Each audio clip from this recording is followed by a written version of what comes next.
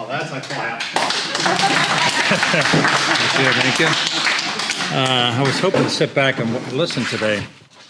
I belong to a couple groups, belong to a group that does this on a weekly basis. So there's no judge. The whole idea is when it's your picture that pops up, first tell us a little bit about the picture. Tell us a story. What did you want the picture to do? What were you hoping for? Something so we can understand it and start with that. Then secondly, particularly, is there some kind of input you're looking for? And here's kind of the problem is, you're looking through the camera, you take the picture, and you know what your brain is telling you that this picture means to you because all of the experiences you have in your brain. So I give it to Mike, and Mike looks at it and said, this is a piece of junk. I don't understand it.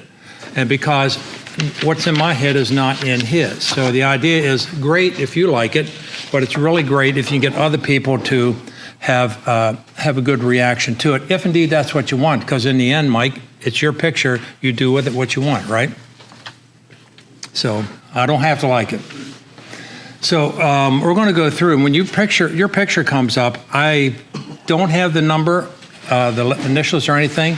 Raise your hand and tell us that it's your picture. I want to know the title, a little bit about it, and we'll start with that. So, John, what's our first one? Do you have the? Get rid of the glare. Oh, great. Okay. There we go. All right.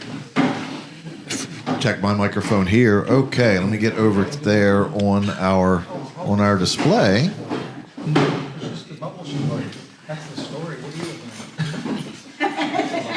Well, the computer has decided to kind of be unresponsive, so let's try. Oh, that's gonna be fun. Let's see what we got here. A short evening. Yeah, maybe. There we go. I scared it with Task Manager. Nothing changed on the screen. Nothing changed on the screen still. We've got a couple seats up front if anyone's like me and can't see. It's much better up here, believe me. Display. There we go. Okay, now now our wonderful people online get to see what we're talking about. And I'm going to come over here to our first image, which is that one there. Please raise your hand. That way Christine can get you the microphone, and we'll talk a little bit about this. All right. I think this is Doug's. He did put something in the entry. DAW. see the Yeah. entry? Now, Doug put some text in to describe the picture. I don't have that, and if he is online, he can tell us what he wants from it. And then, meanwhile, does somebody want to make some comments on this, absent the idea of what Doug was looking for? Please raise your hand if you have input so I can give you the microphone so he could hear you online. Now, I kind of want to talk to everybody who's sitting here thinking, oh my goodness, I don't know what to say. I don't know the key words to talk about photographs for critique, but everybody has something to add. Even if it is, I love the swirl. Okay, JC? I guess I'll start it off, and then maybe other people will jump in. First of all, to be a black and white, to me, I like the swirls and everything in it, but I do think that the blacks should be a little bit more deeper than they are, a little bit more. I think the whole photo should be a little bit more contrasted for a black and white image. It's just my take on it now. Okay. You know, I like the highlights, and the highlights in there, not blown out, but a little bit drawing your attention to them and taking it away, like in that right-hand top corner up there. You see those highlights up there, and also in the bottom left-hand corner. For me, they're a little bit too bright with not enough contrast on them. The white, the really bright is really hard to deal with because if you tone it down too much, then your picture is very flat. Yeah. But if you can just bring it up to the certain level, it depend on your eye. Yeah, I mean, that's a great picture. I would just probably get a little bit more contrast, especially in those blacks. I love the symmetry of this picture with the swirls. It's completely symmetrical, and you just roll yourself right into the middle. I love it. Anyone else? Yeah, I'm going to try and look up. comments that he put in.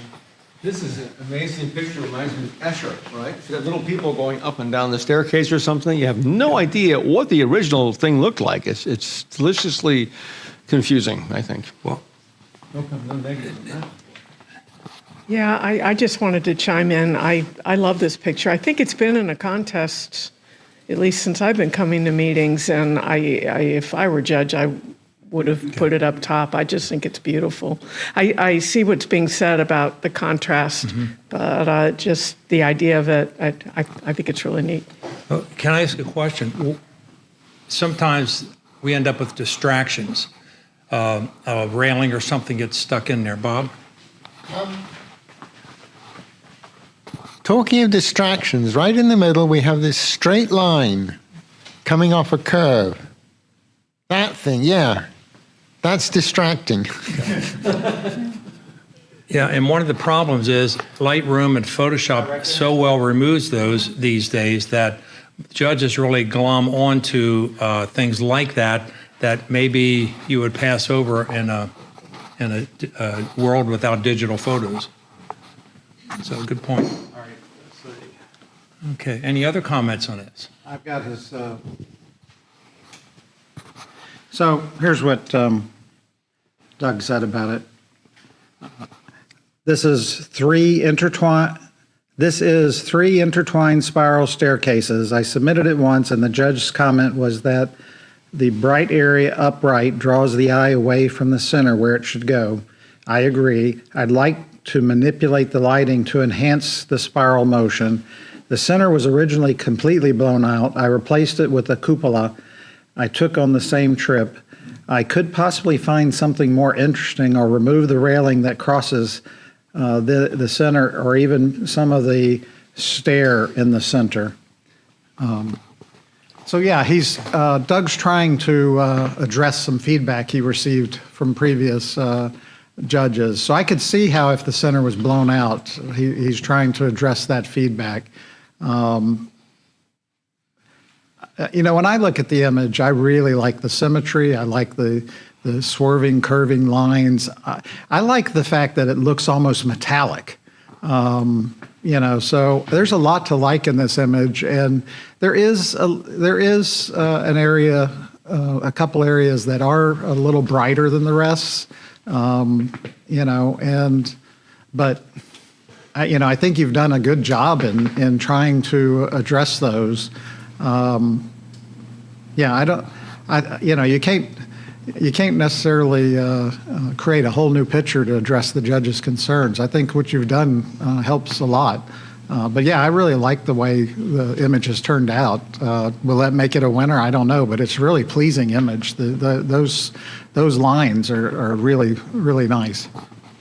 If the impact is so good, a good judge would look at this and say, hot spots or no, this really gets to me, and I really like it. It's emotional impact, how compelling the picture is, that trumps any of these other things for a lot of judges, but not always. So, and it's the viewer. Yes, sir. Actually, I have a question more about less specifically about this image, which I also really enjoy. I feel like every time you look at it, you might see a different perspective. You're looking straight up. The might actually be coming towards you. But I wanted to ask about something you mentioned in terms of judges and the availability of Photoshop, and whether. So, are you saying that because of their knowledge of what photographers can do in post-production, they might have expectations of essentially removing some natural things where usually a photographer would say, well, there's nothing I can do about that. Right. It's there.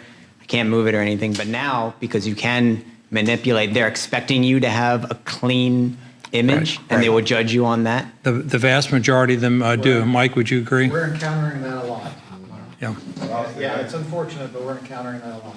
We don't do slides anymore, But we even encountered it when we had slides, we'd have judges say, you should remove that.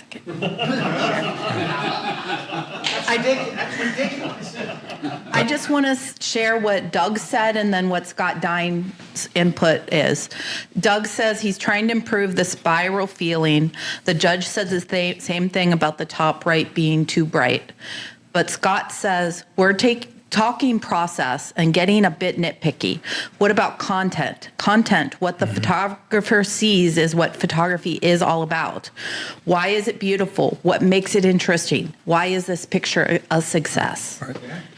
Is there anybody that hasn't spoken yet? What do you think about the decision to make it a square crop? Would have been better with either a portrait or a landscape crop instead of a square? Anybody have thoughts on that? I love the square of it. I think square crops are underutilized. I think there are a lot of opportunities for. iPhone crop.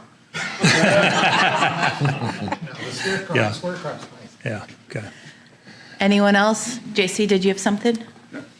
I just want to address a gentleman here about taking stuff out. Yes, for our club here and for local clubs, removing things is okay. But if you're going to enter into a national contest, you have to be very, very careful about AI and also removing stuff out of photos, okay?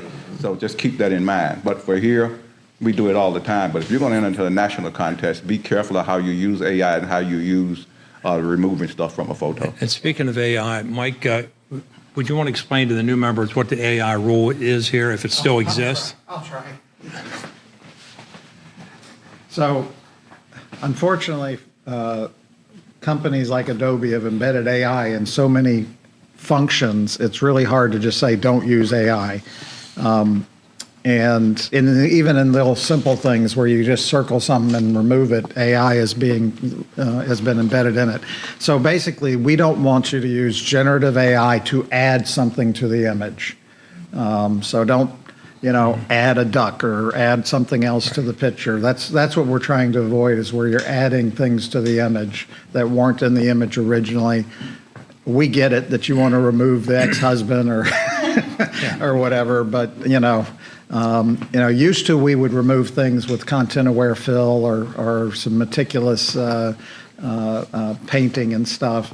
Now it's a little easier with some of the tools, but just don't add stuff is what we're trying to avoid. And it's really hard because the AI features are in all the tools now, and it's just hard for us to police them all. So we're really trusting everyone to be on their best honor. Don't do any generative AI. Don't go to ChatGPT and generate an image, things like that. If you do that, you oftentimes end up with the added content being very poor resolution. So you can see it's a haze there. Yeah, it is true. You are allowed to add things to your photo that are your own image. Say you want to replace Your the own sky, sky. but you have another image that's yours. But don't use anything that's not your own. Don't take someone else's photo from the internet and use their sky. It has to be your content. That is our rule in this club. Did you have something, Sue? The same thing. Well, let's not beat Doug to death today. We'll go on to our next image because I'm happy we had around 30-some images, so we got a good evening to go here. John, what's up next? Can I send you the next image? Yes, please. All right. Who belongs to this?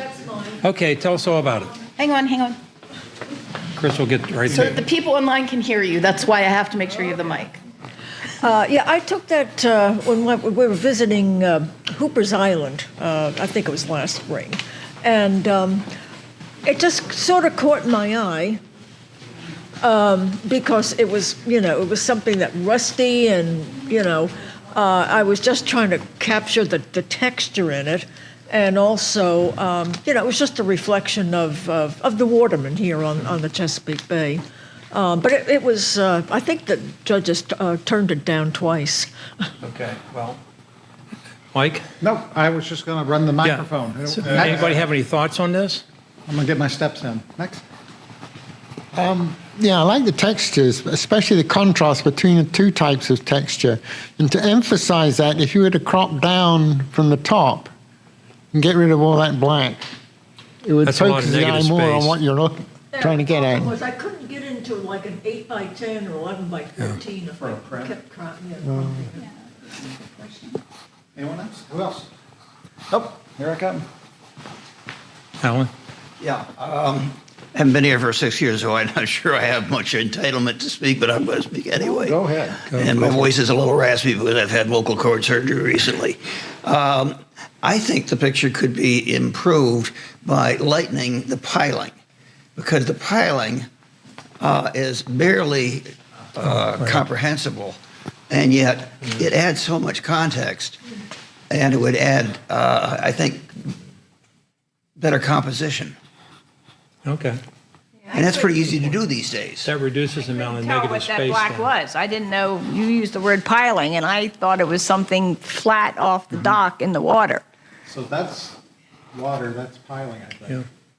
And a piling might have, depending on the image, you might have a whole lot of information in there if you brighten up, select out that part of it and lighten it up a little. It's Yeah. amazing what you can bring out of something that seems almost black. Yeah. Yeah, the piling looks like it's smooth. It's also vertical as opposed to horizontal, and it's smooth. So you have the contrast with the gritty texture of the buoys, and the smooth look of the worn wood of the pylon.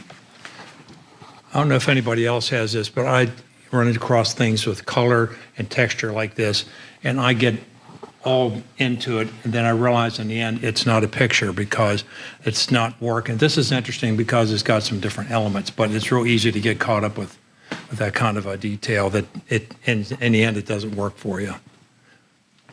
So got some potential there. Anyway, Mike? Bringing it around, but I didn't say anything. I just love the textures. You know, that gives you a real feeling of the salt and the sea and the, you know, whether it's the wood or the rust or the corrosion. You know, you've captured that, and you know that gives you a feeling. Anyone that's been on the water or been around the docks and stuff, that's the kind of stuff that gives you that feeling. So I think that part's there. You conveyed that feeling. How about they might consider putting this in Photoshop black and white color, and then using the orange and the purple to highlight, you know, accentuate, and see how it looks in black and white. Might be an interesting experiment. Okay. Anyone say anything online, John? I do not know. Okay. Okay. I have a question related to something he just said. I think one of the programs we had years ago on black and white, tell me if I'm right. Somebody said, get your fixings on the color image before you flip it to black and white. So if you're trying to enhance the orange or you're trying to bring out the purple in the top one, do it in the color version before you flip it to black and white. Exactly. Is that correct? Everybody knows to shoot your black and whites in color, not use the black and white of your camera. Does anybody not know why? Because if you shoot black and white in your camera, it kind of does a basic, everything's monochrome. When you shoot something, let's say you shoot a landscape and it's got a beautiful blue sky. Well, your black and white will convert it just generically. Where Photoshop, you have all that color data. You can simulate putting a red filter on that photo so that the sky turns out black, or a blue filter so that sky turns out white. So you have a lot of adjustments in order to work with all that data. So I take a different approach, Don. I set my camera to shoot in black and white, so that's how I see the image when I'm shooting, but I'm shooting in RAW. So what comes into my Lightroom is a color image that I can. Really, with your camera, it does. Yeah. So the camera shows me a black and white image while I'm shooting, but when it sucks it into Lightroom, you get the raw image. So you have all the color data. That's that you amazing. can then convert. You can go use Silver Effects and do all the things you just said. But I like to see the image in black and white when I want to think black and white. Now, the old days, I wonder if Scott Dine remembers this. I think it was a yellow number 10 filter, which was a really good representation. You look through that yellow filter, it kind of gave you a really good representation of black and white film. Do you remember that, Scott? See what he replies to. Go ahead, Fred. No, I have to agree with him because when I'm shooting old Hollywood, I have to see what it looks like in black and white, even though I'm doing it in a color or in raw. I have to see. I can't see too well, and I have to see it in black and white. So yeah, that's going to work. If it's not going to work, change the lights out. JC, you had something to say? I shoot it in black and white, and then it comes into Photoshop as a colored image, but I have to look at it in black and white when I'm looking at it through my camera, so I can see it exactly how it looks. All right. Okay, John. All right. And whose image is this? So this is mine. Hang on. Wait, hang on. We gotta get you a mic so people online can hear you. I went to the Renaissance Fair for the first time a couple weeks ago and was just captivated. This woman had a child, just out of the frame, and she was entertaining the little girl. And I took a bunch of pictures and just really, with the colors and the bubble and her expression, I just kind of fell in love with the whole thing. That said, when that happens, imagine maybe it happens to you guys too, but sometimes I miss big things if I really love a photo. So I thought, well, I'd bring it in here and get your all's input on it, just in terms of content or editing or whatever you think. What f-stop did you use? Can I steer this a little bit? So we've been talking about nuts and bolts, all that stuff. What about the impact of this image? Mm-hmm. I mean, I think that's really the strength of it. It's just, you really see her face and you see her exuberance and all that. Is there anything that could help to magnify that or is it where it needs to be at this point? Okay. Al? I would say maybe, I know this is being rotten again, but that pink shirt, I love the picture, by the way. I think she's absolutely fantastic portrait. But the pink shirt could maybe tone that down to a less dramatic color to make her stand out. Maybe even a slight vignette, because it's distracting to have the edges, and here's out of focus. Okay. And then over here is really bright. And I understand you want the bubble, and there's even a little bit of green on the edge that keeps catching my eye. Yeah. But a vignette might help pull you into the center in her face. So I haven't done vignette before, so is that something you can set up in? It's in Lightroom, right and in Lightroom has one. But you don't want to do it so much that you can see it. You just want to do enough that it softens the edges. I think your biggest distraction there is that red shirt in the background. I'm not sure if Al said that. What we've seen so far have been mostly graphic images. All the black and white are very graphic and very well defined, and suddenly we get a color image in black and white. I think this would be, a lot of it would be lost. So the color really lends to this one, where black and white, the image would sort of disappear. Yeah, makes sense to you? Diana, can I move this over to black and white in Lightroom? Do you mind if I do that? Not at all. Okay. Let's take a look. Because, one of the things I always do is I squint my eyes. And when I squint my eyes, I know exactly why I'm having a hard time with it. It's that darn red shirt you guys were talking about. Come on. You could do it. Maybe not. Don't be shy. Oh, where are we? Main fair ends this weekend. Oh, does it? Somebody said tickets are all sold out. They usually are. They usually are. The Renaissance tickets are sold out. You can't go if you don't have a ticket. And my son has a booth there. It's been one of the biggest years they've had. He's been doing this for 17 years. He says this is the biggest. Let's just do a regular. Do you see the different filters and how they can make a difference? Yeah. But the color is really strong for this, particularly for the image. Yeah, I do too. I like this better in color. I like the colors, but that pink shirt in the back really draws your eye away from her. In Lightroom, you can go and select out that shirt and make it any color you want. Okay. Saturate down, tone it down. Yeah, you could even desaturate it, as he said, and turn just that shirt black and white, which would keep your eye on where you're really wanting people to focus. Okay, that's Okay. great. Any other thoughts? Yeah, just really quickly, I just wanted to highlight what I think you framed it really well, because when I see it, obviously, and maybe whether you vignette or if you want to highlight her face, because I think you go right to her face, and then she's looking straight down the bubble, so it kind of guides you through. And in fact, I think you framed it well, intentionally or not. I see an angle from her arm to her face to the bubble. It goes a very nice diagonal, which is really pleasing to see. So I think you have some really great leading lines in here. But yeah, the first thing I actually noticed, because I always do like an edge patrol, just look around, is that little notch, probably clothing or someone on the very left side. So that'll clean it up. I know it's tough because you might move it closer to the bubble. You don't have the space. Or maybe you could just clone it out, I guess. But yeah, just look. But I think you did a really great job, because I know at the Ren Fest it's tough. People are moving so quickly. But I think you did a nice job of framing it there. Anyone else? I have a feeling we're going to see that in a future contest. What do you think? Oh, no. Yeah, I just wanted to know what f-stop you used. I don't remember. But the question is, Would you have added? Well, it would blur the background out. that's right. Okay. Oh, right.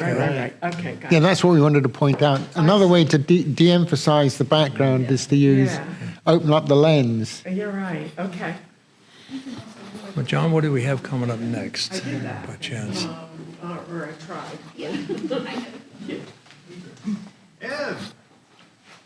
I was riding through Blackwater. I was riding through Blackwater in my car, and I looked out there. My God, look at that bird. That bird's so lonely out there, all by himself, you know? So I went over and said hello. But I guess that one weed there is just distracting, isn't it? But anyway, that bird was just looking for some company. Anyone have some feedback for Ed?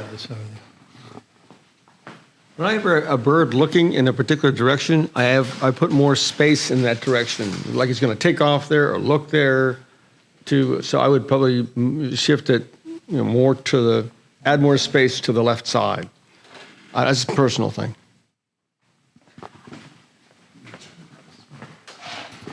Following on what Al said, you could crop it more on the right, which achieve much the same thing. So there would make it look like where the bird is going. Yeah, just take that bit off to emphasize the left side. Alan's got... I would prefer not to crop it at all, because I think the background adds a great deal to the total value of the photo. It's a really interesting texture, and I think it would be enhanced if you got rid of the horizontal weeds at the about 25% of the way up from the bottom, and this long straight one over to the left. And if those were cloned out, I think you'd have a spectacular picture. Yeah, I wanted to mention the background. Usually we see reeds and grasses and everything. So Ed, this is very special that you caught this guy in front of such a unique background. The one thing is they're both the same kind of tone of blue-gray, I guess. And if you could select out the bird and make it really pop. You mean lighten him or make it bluer? No, well, A and B, yeah, possibly. Because they kind of match each other a little bit. And if you've gotten too close to this animal, they'll jab you in the eye. They will. Herons do that. Okay. Good catch, Ed. Any other thoughts on this one? Okay. Okay. I think I recognize that picture. This particular picture, I shot this building in the last 7 years, probably about 5 times. every time. It's in my wife's hometown. And what happened is I entered a contest once. It was a different day. It was a different photo. It was nice and bright. And they said, it looks like something out of a jigsaw puzzle. They threw it out. Then I put another one in like it, and it was in black and white, and it won with it. So this time I said, well, this time what I'm going to do is I'm going to take a picture, and I'm going to use that as a leading line to come all the way around. The weather wasn't that good, so that's what I came up with.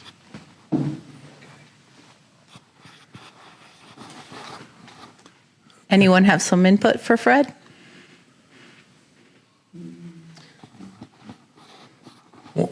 One of the things, Susan, while she's getting a microphone to you, what I really like is the walkway or that on the right-hand side that kind of arches around, leads your eye right to the building.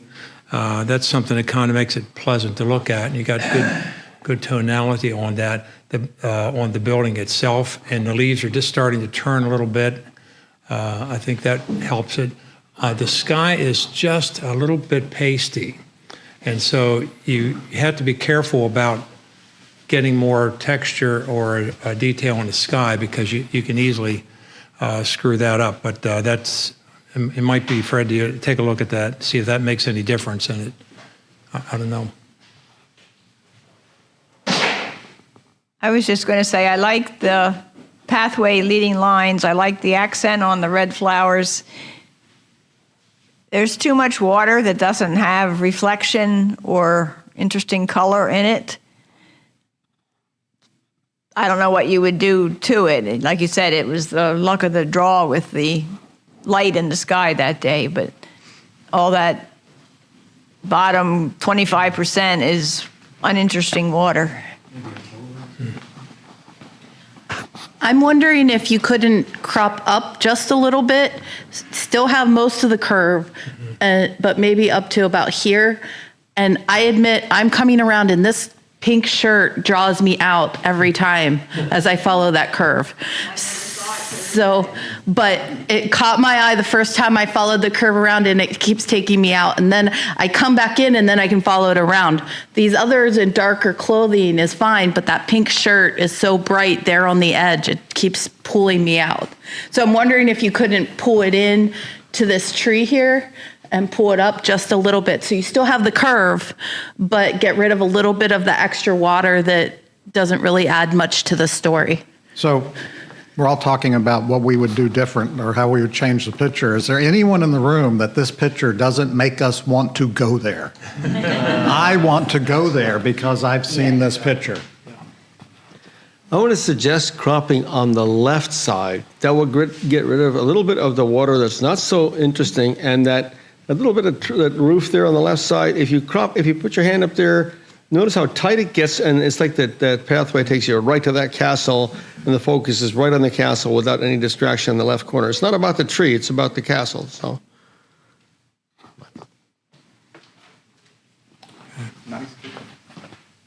Something to say, Bob? Like Mike said, I would love to go there, but I would take some snippers and cut the weeds at the bottom.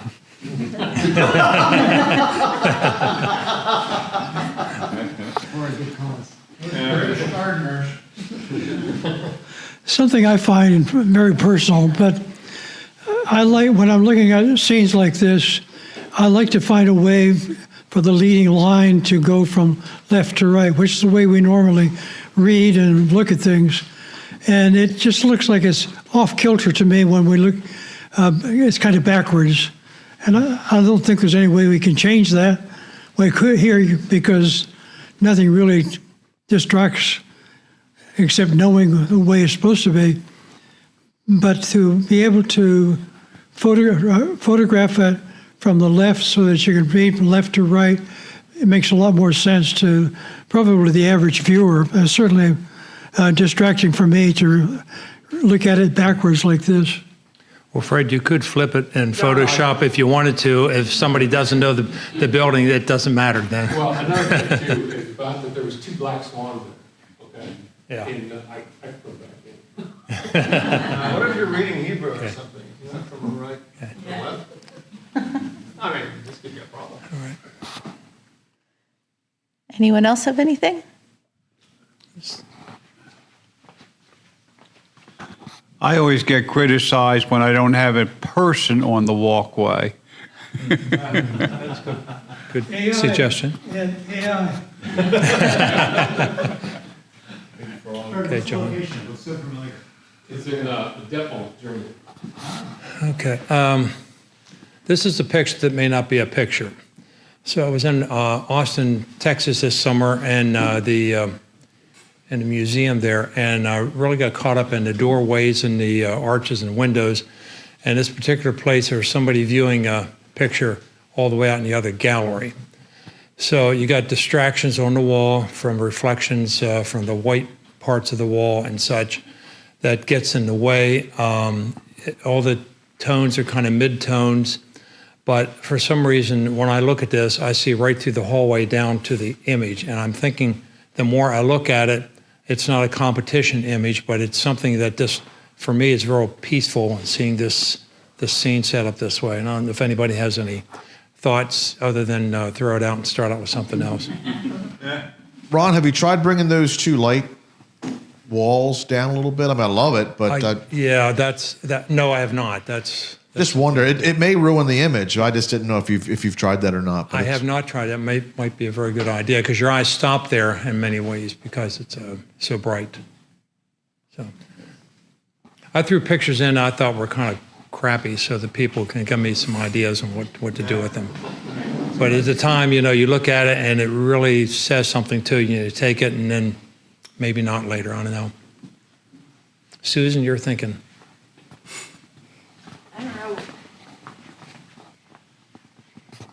I don't think a crop would do what my brain wants to do, but I'd like the picture to start inside that hallway, get beyond the gray horizontal light on the floor, and let that be the bottom of your image.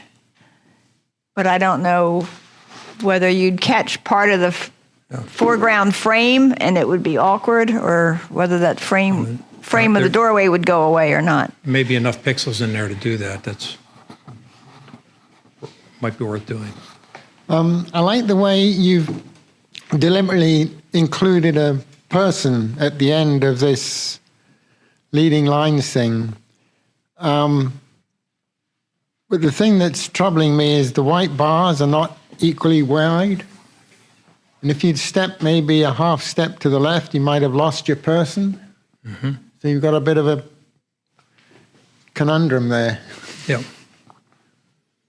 Online, Scott mentions crop the left side more like the right, but then you've got your guy kind of on the left side looking a little left, unless he's clearly like sitting that way and looking up over his shoulder at the art. No, he's looking at his phone. That's interesting because that's a beautiful piece of art, and he's on his damn cell phone. So that makes a statement itself. Maybe he took the picture and he wants to see it on the phone. Yeah, that's a ticket. Okay. All right, well, John, maybe there's something better to look at here. I mean, don't sell yourself short, Ron. That's really nice. I'm really connecting with this image. Okay, that's yours. Great. Yeah. Okay, so this is on the Potomac. I'm shooting from the Virginia side over to the Maryland side, and this was an accidental photograph. I was actually shooting, so the north is to our left, south to our right, so the Potomac flows from left to right, and I was actually shooting down river. This at sunrise. I'm pretty far out in this rock formation on the river, and I was actually waiting for the light to hit the clouds downriver, and there were some leading lines. There's a lot of rocks, and I have other photographs that didn't really work out. But as I was waiting for the light to hit the clouds, I turned, and I don't know how your experience, but I find that fog is pretty difficult to come by in this area. And as for landscape photography, fog is a great feature a lot of times. I often hunt for it, and all of a sudden I look, I'm waiting, enjoying the nature, and then I look to my left and I see some fog rolling through, and I say, oh shoot, I have one chance to catch this, and the light was hitting these fall trees. So I quickly turned and snapped a few, and this was the best one that came out. And I didn't really think about it because, as I said, my mission was catching the clouds and sunrise, etc. And as I was going through my processing, I looked at this, and the more I looked at it, the more I just really enjoyed it. I mean, there's a lot of things I would have done differently if I was actually planning it. I don't like that the water is choppy. I would have done a longer exposure, or at least a multi-layered exposure for the water. Maybe that would have been interesting with the bit of fog. But what I'm, and I think there's different, for me, the main thing that I keep coming back to this is I play around with the light, because that's what really kept drawing me back, is the light touching the different parts of these, orange and yellow and green trees. But really the composition is what I'm having trouble with. Is I don't know if there's a real subject. It's just the emotion, the feeling that I felt when I saw the fog and the light hitting this and all of it coming together and just having a really beautiful morning out by a river that I really enjoy being on. But I don't know if your eye's catching it. Are you bouncing around? I'm having trouble with the composition on this. Can light be a subject or what? I mean, I'll just stop there and appreciate your feedback. Kyle, number one, yes. I'm struggling to see what the subject is. What do you want me to see? Now, I'm totally enjoying just being in the presence of this photo. But you have the opposite problem that Ansel Adams had. He had the subject and he kept going back until the atmospherics were right. You have the opposite problem. Do I want to be there, sitting there right now? Absolutely, but I'm struggling to find a subject or what you're trying to get me to look at.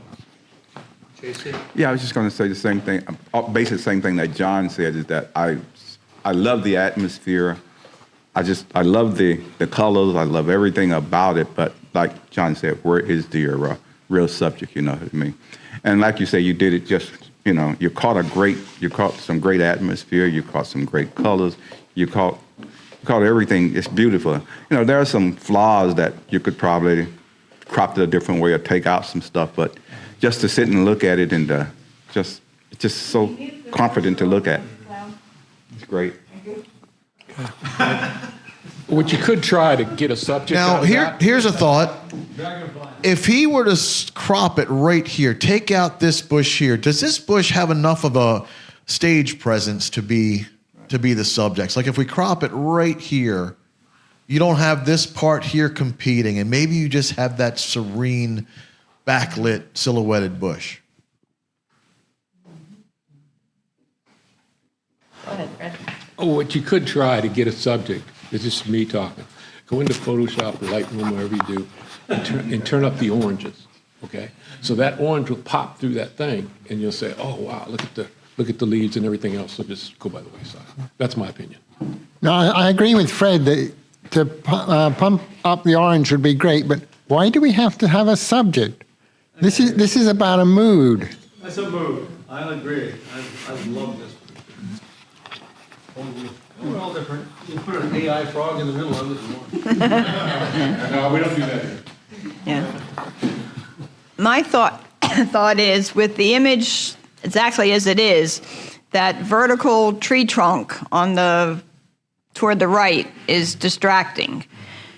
But someone mentioned cropping off that small orange bush, which leaves the vertical tree trunk near the right edge of the frame.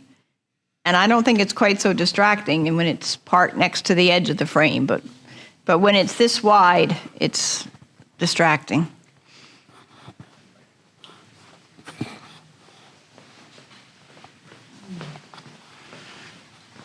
Yeah, I find the image to be all about the feeling, and I can imagine the sound of the water. I can imagine the peacefulness. I can feel the atmosphere.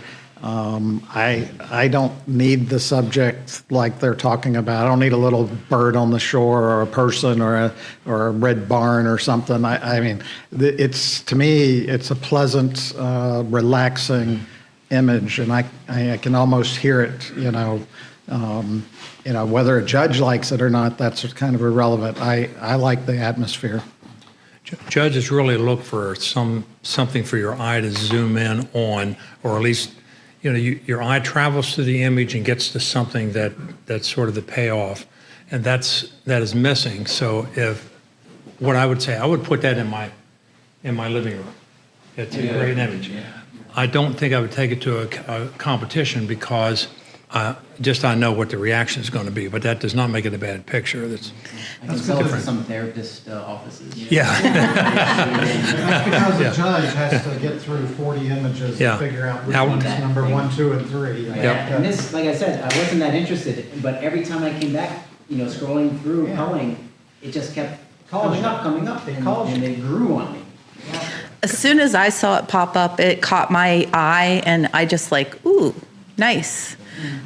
It's the impact of the image, and it called to me peace and quiet. And you said you wanted to smooth out the water, but I kind of like the white caps back behind that you can see coming through the fog in the back area. That catches my eye, and it helps me pull me into the picture. This is a choppy.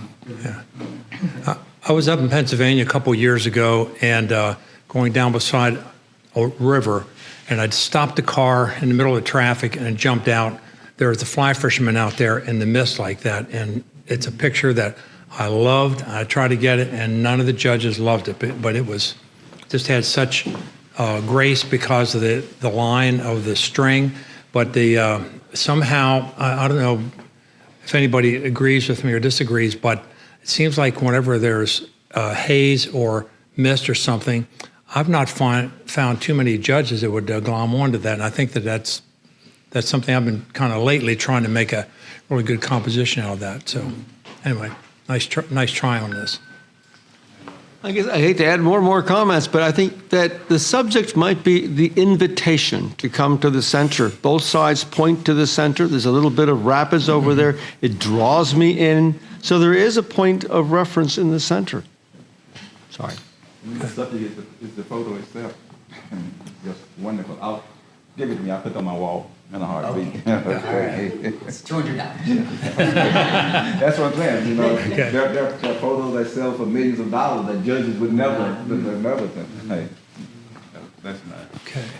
Okay, that is my image there, and that is a totally raw image. The only thing I did to that image right there was to crop it and turn it to JPEG so I could upload it and make it 20 by 48. Otherwise, it's totally raw, not anything did to it now.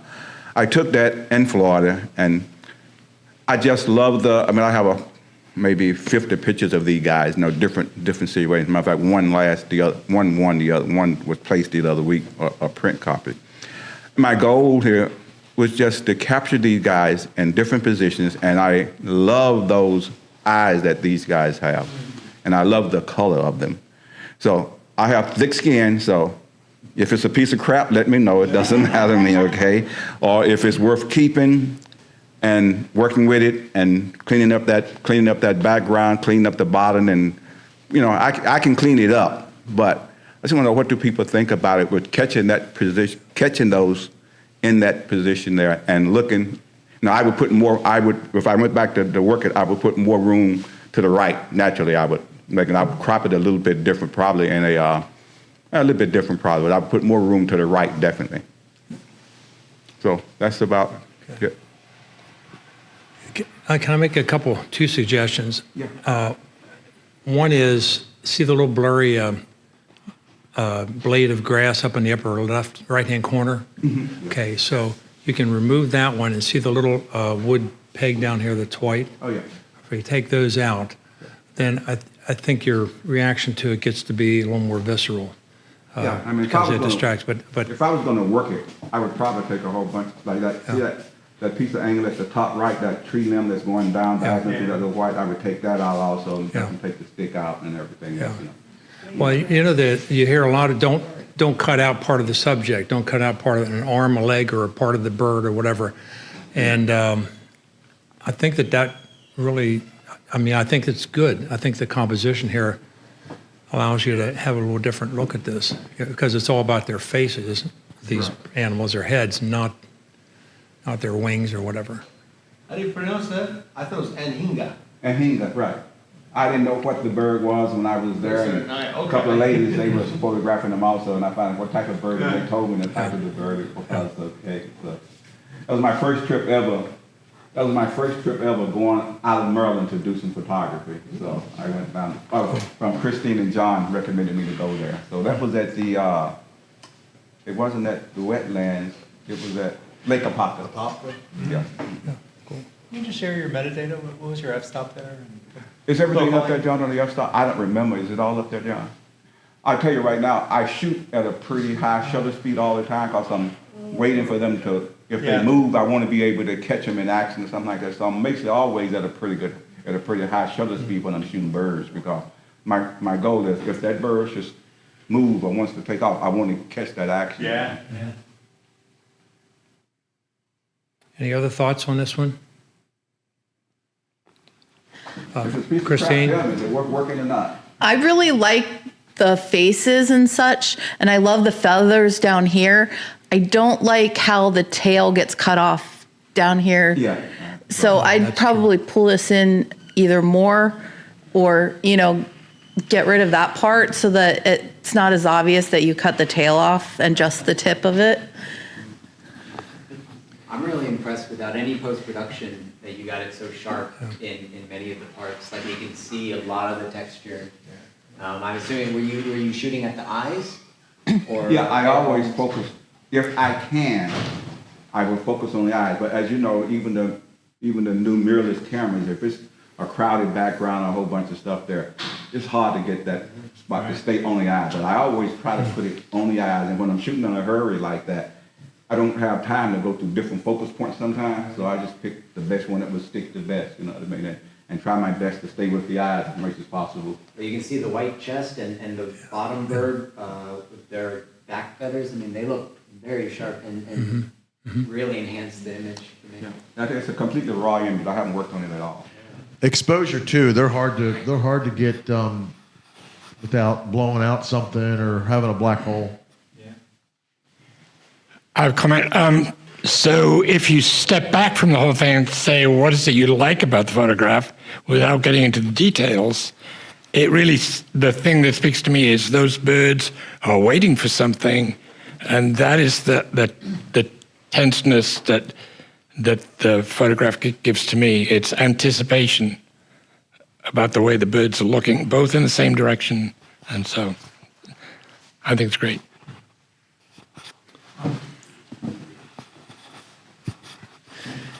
So I guess it's a nice picture of the two birds. They're not doing anything other than the anticipation of waiting. I mean, they're not interacting with each other. They're not interacting with anything else. They're not eating. They're not mating. They're not hunting. They're not fishing. It's a nice portrait of two birds. And I've seen your work. You've got a lot of really great images. Is this the best two for you to work on? No, I got a whole bunch of it. No, I submitted this because I just wanted to see what people would say about it and get the ideas about it. And it's not meant to be an action, it's meant to be just a portrait anyway, you know what I mean? Does anybody else, when you get to the end of the processing, print like 11 by 16 or something and put it down on your table and really study it before you print your final? I know it's expensive, but sometimes you can't see all these little details we were talking about, the feathers and such. You don't really see that until it's on the light table. You're looking at it, and you'll know what you missed. John, you want to see what's next? No, that's mine. Go for it. Which is good because I have to leave soon. This was totally opportunistic. My wife and I were camping at Watogo State Park in West Virginia, and it rained for 7 days straight.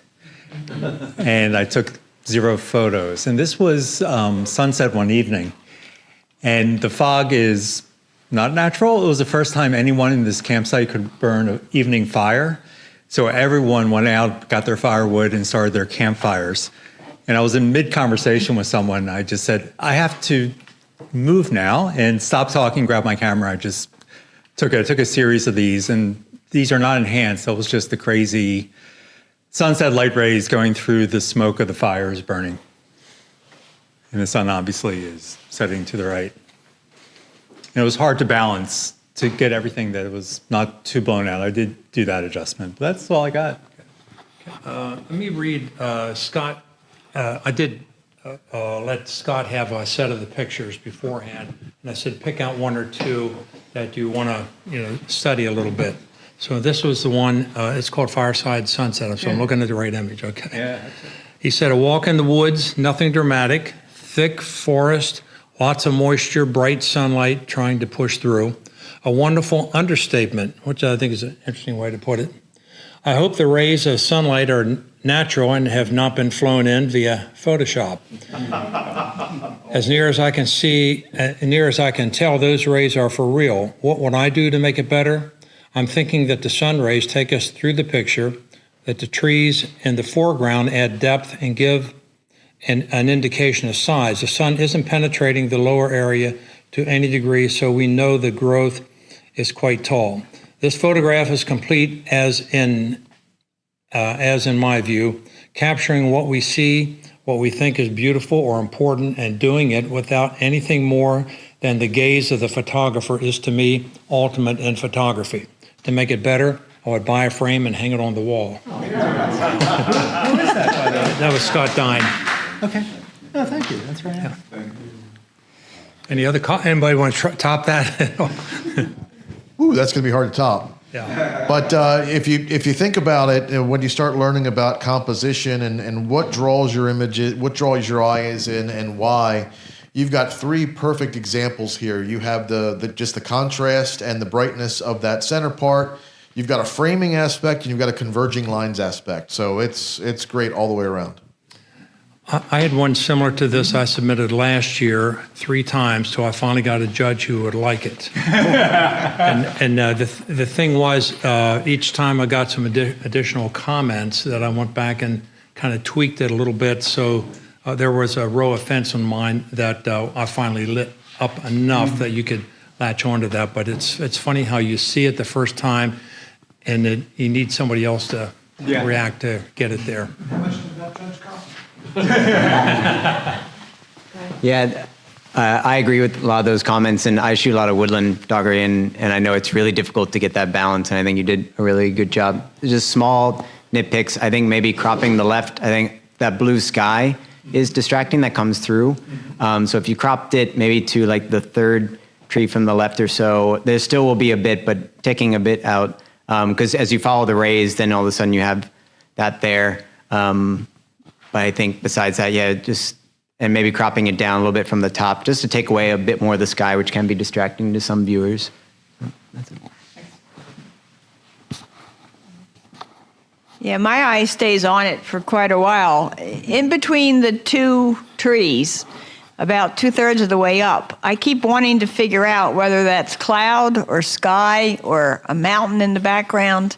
So without you describing exactly what you saw where you were, one's mind can produce other options because it almost looks like mountains in the background. But the other thing is you go down from the mountains between the 2 trees, I keep wanting it to be water. And I look from left to right and I'm trying to find the water and there is none. So there's water literally on the other. I was facing the water, but the water's below. yeah. So you stay with it longer than you might otherwise, trying to determine what bits of nature are or are not there. Anyone else?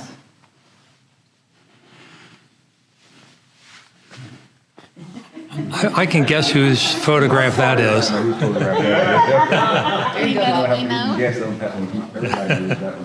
I suppose I ought to own up to this one. This is, what did I call it? Forgotten Memories or Chaos. It's a bunch of disc heads from old drives. I like it because it's sort of random higgledy-piggledy and a little bit of color in the coils.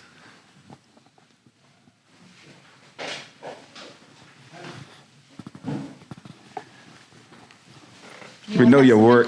Don't have to tell you what's yours. I would just say one thing. I know what it is because I know your work, okay? So it's okay. But if you want to go back to improve it or whatever. You mean what am I looking at? I know to me, I hope you got thick skin. What I want to say, okay? You got thick skin. I think it's a bunch of crap. but let me say this right here, Bob. But I do think though, if you would pop those colors a little bit more, pop those colors out a little bit more, and take those highlights down a little bit more, and you got that real dark spot right here on the left lower corner down there. Yeah, that doesn't add anything at all to it. I would take that out or either crop it in a little bit. Nah, that's a vignette. Okay, right. But I would pop those colors some more and maybe take some of that little highlights down a little bit, and then I think it would be a lot more appealing, okay? Yeah, I mean, I know your work. I know the type of stuff you shoot, but nah, overall, it's a nice image. It's just not, what's the subject, That's what we always say. What's the subject? Any other suggestions or thoughts?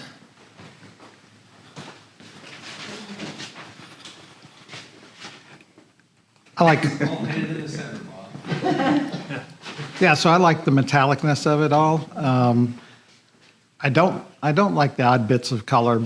Maybe making it all black and white would fix that, but that's just me. I don't think that matters. And then I do like that it's sharp all the way through. That doesn't seem like there's anything that's out of focus, so that's nice. I think I'd like to, the whole frame filled with the metallic objects. There seems to be some black spots and stuff. And, if you hadn't told me what these were, I just would have no idea. So that makes it that just makes it all the more interesting to me. Look familiar? Oh, I know what they are, but only because he told me. I don't break my hard disk. When I'm done with them, you take a hammer to them. So I don't disassemble them, but yeah, interesting. It's dark at the edge because it's a 16mm lens and the light falls off at the edge. Bob said the light falls off at the edges because it was a 16 mm lens. Did you find these or did you put these all together in a box? No, I harvest them. In my early life, I did a lot of IT support. I've seen a lot of his work, and this is not his best work. He does some of that stuff that looks amazing. He does. I don't know. You'll see more this year. Yeah. This was one of your repairs? I think it's a whole lot of failed repairs.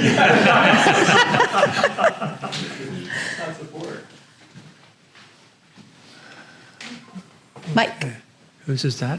Mike. Mike. Okay.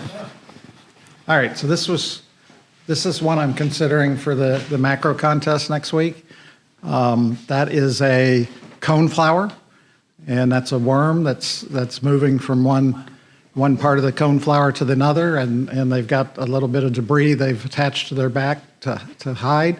So I'm torn on this because it's blown up a lot, and he's moving, so I couldn't photo stack it and get him sharp from front to end or anything. I was trying to get the front of him sharp, but I couldn't get the back of him sharp. What appeals to me is I don't think anyone's seen anything like this here, and it's like an alien landscape and an alien, and I hadn't seen anything that looked like this before. So I'm kind of, is it interesting enough? Is it sharp enough? Is it not? I don't know if it works or not. So that's why most of my macros are more sharp throughout the image or something, and I just don't know whether this will work. Colors are nice. The judge last week selected for the macros and so on a lot of things that weren't bug shots, which really surprised me. And He was on bug clicking. I'm sorry? Yeah, he does a lot of bug shots himself too. He But missed my caterpillar, which was a decorator caterpillar. He never saw. He thought it was an old flower wad. well, sometimes they miss. Mike, the only thing I would wonder, and I get criticized by judges and others for cropping too tight, but I'm wondering if, see that dark spot on the upper right-hand corner, if you cropped it down just maybe half the distance or less between the top of the creature and the frame, and then a little bit in from the right-hand side, that it might throw it a little bit off balance and might improve the intention. Some off the right? Just some of, exactly. Boy, it's been chopped a lot, but okay. Yeah, well, that's the problem with these. Fred? Nice picture. Myself, I think that pink is too bright. If you can get rid of that pink and make it the same as the other, there's nothing the judge can say. Because he'll come up and say, oh, it's too bright on the one corner. That's all he'll say. But it's a nice picture. I like this, and I love macro. And it drives me nuts that people always want 100% everything to be fully in focus. Right. And to me, part of the magic of macro is that there's parts that aren't in focus. And that's what I like about macro. And so I really love that this front end is in focus and it kind of fades off to the back, but you can still kind of see the details. But that's my opinion, and I've been told time and time again by the judges that I'm wrong. But the essential part of that little hand grabbing the back, the only way you're going to get the whole thing in focus is to shoot it from the side, but then you don't get the face. Mike got the face here, and that's a very important thing. All right. So I agree with Christine's analysis. Okay. this is a moving bug and it's a live bug. Unless it was dead, there's no way for you to have done this otherwise. Right. Mike, did you use flash on that? Oh, yeah. Okay. Yeah. Well, you got the best focus you could get then. Other than focus stack, and it wasn't going to stay still long enough. Yeah, he was small. I mean, that's. Do you remember what f-stop you shot at there? Yeah, it was at 10. Like 22 or something like that? No, it was 10. Okay, yeah. Like I do mine most at F-22, that's what I shoot most of them at. John, I guess you're up. I'm not going to tell anybody about this. I want to see what everybody thinks about it because I'm doing a little experiment. Is that you? 20 years ago. Yeah. Happy Halloween. I think it's a nice portrait. He looks kind of suitably austere, given who he seems to be impersonating or looking like. I wish I could see his eyes a little bit, but and the background's interesting and nice and bokeh, and That's good, thanks. yeah, I mean the detail in that face. I mean that's great, and the detail in the tie and everything. I mean and the hair. It's a nice portrait, and he looks straight out of a different century, and you'd expect him to be reading passages out of his book.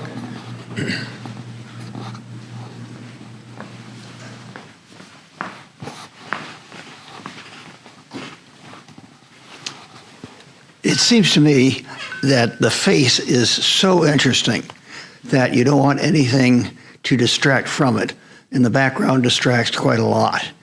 So I would have cropped away everything except the man in the picture.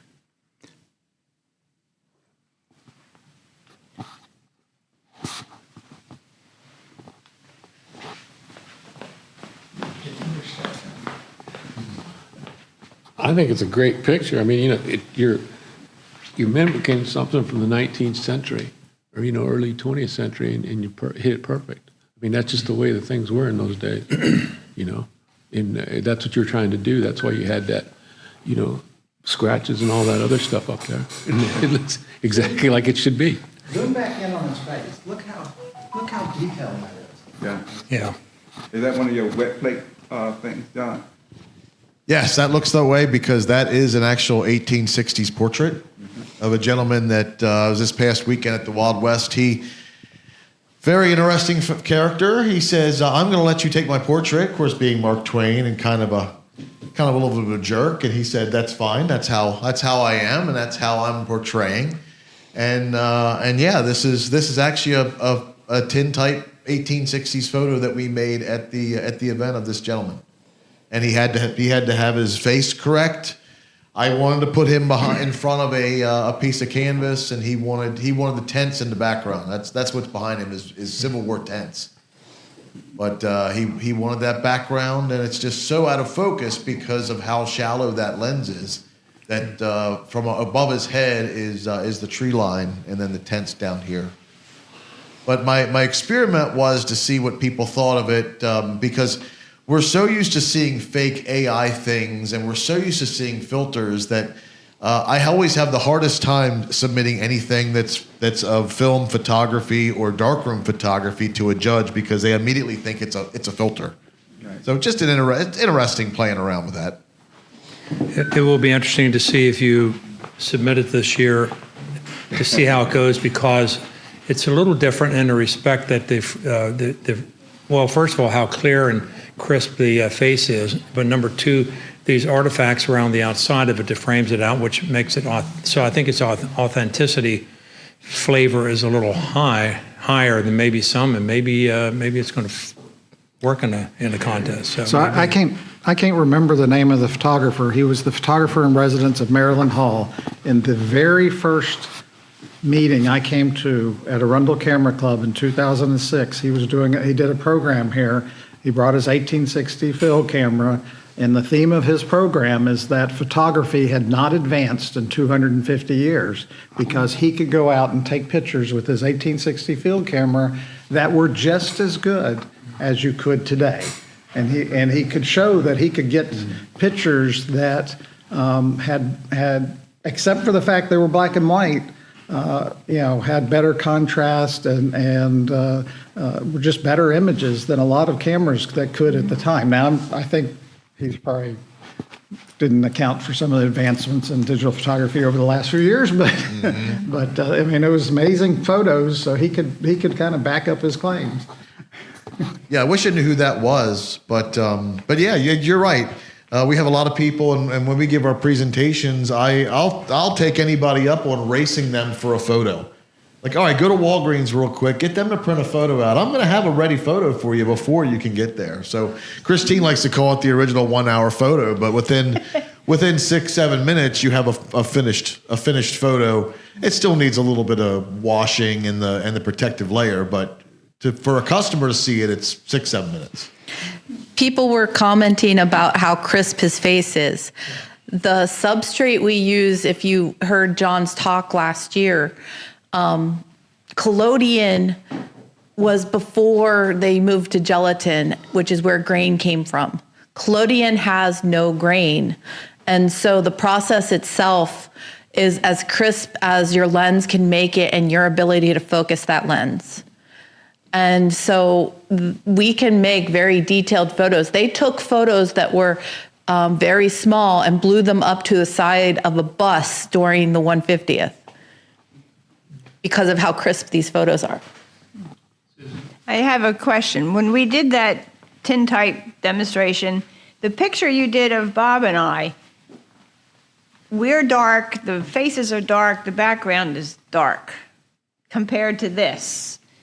What's the difference? Is it outdoor lighting versus the studio lighting, or? I don't really remember your guys' tintype, but it was acceptable for us. The problem is this is a digital copy, and digital will never ever come close to what a real tintype looks like. So I've got to goose it a lot. I've got to bring up the highlights. I got to bring it up. Everything you see that is bright is silver. It's elemental silver. So to make it look translate on a screen, I've got to put it on. I've got to brighten it up. But as far as tintypes, compared to like paper, they're dark. They really are dark because the brightest part of your image is elemental silver. So if you ever look, and I get a couple people that get their image home and they say, "Oh well, I think my image has faded." Well, it's not going to happen that way, but send me a photo of it, and I send them back a photo of some authentic ones with one of those color calibration charts, and say, compared to let's say 20 pound paper, it's very dark. Tintypes are dark. You need to see them in the light, and if you're comparing them at all to paper, paper, no comparison. It's much darker. Yeah. But I'll be happy to bring in some. Maybe next week we'll bring in this plate if anybody wants to see it, and you can kind of compare. Ready to move on? Yes, sir. Okay, whose is that? Oh, there we go.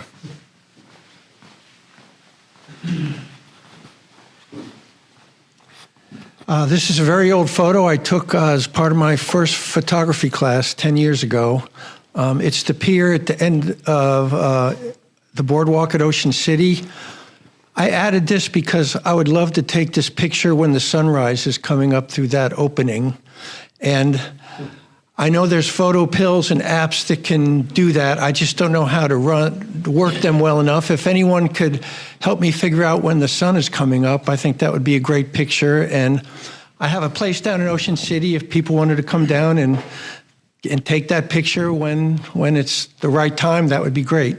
So any other Tim, comments too are welcome. It's when I got my first neutral density filter. It's a 38-second exposure. Well, Tim, I was going to tell you, but then you talked about inviting us down, so I'm not going to tell you until you invite us down. Christy and I have done this several times. There's a website called suncalc.net, I believe, and you can zoom in on Ocean City, and it tells you, it gives you like a pie chart of when the sun comes up and when it comes down, and sometime in like mid to end January is where we usually go down, and you could actually bring the satellite view of this pier up, and within a day or two you can get that. Okay. It'll give you so many degrees. It'll give you when the sun's come up. But we've taken this photo a lot, and it's really exhilarating. It's amazing being down there and seeing that sun come up exactly where you expect it. If anybody remembers when we did the supermoon at Sandy Point State Park, and they got really, really upset at us because we were supposed to be out of there. We used the SunCalc software to kind of figure out where we wanted to be at the height of that supermoon behind the Sandy Point Shoal. But it's called suncalc.net, and that's the first thing I thought of when this photo came up. Okay. Yeah, I'll take any help I can get to figure this out. So any other comments are welcome.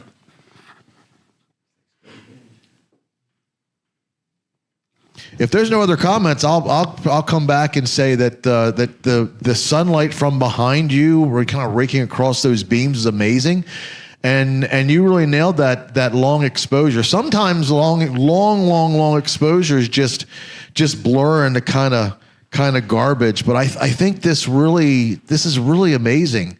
It almost makes it feel like I can just walk out there without anything, but. I'm not entirely sure if I like the, bringing out the sky here, like maybe crop in at the furthest points of your pylons.